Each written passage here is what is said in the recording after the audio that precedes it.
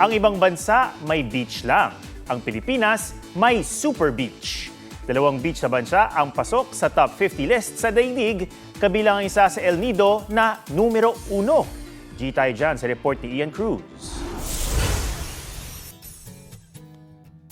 Kapag El Nido'y iyong makita sa kanyang angking ganda, tiyak ikay matutulala.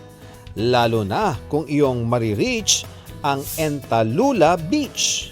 Ang puti at pinong buhangin nito hinahaplos ng bughaw na dagat, niyayaka pa ng mga nagtataasang limestone cliff at mayabong na mga halaman at puno.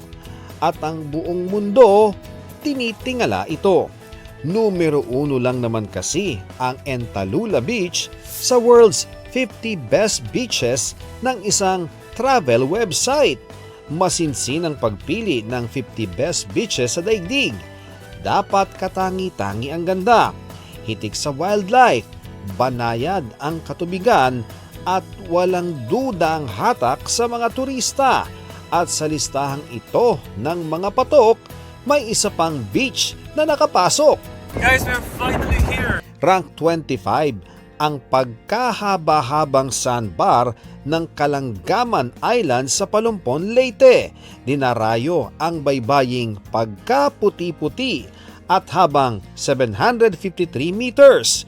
Wala kasing naninirahan sa isla, pawang mga bisita at hindi lang mga mata ang busog dahil sa masasarap na seafood, yamang dagat ang iyong tsibog. Ano, tara? Rain or shine, idagdag agad ang mga yan sa travel bucket list this 2026. Ian Cruz, GMA News.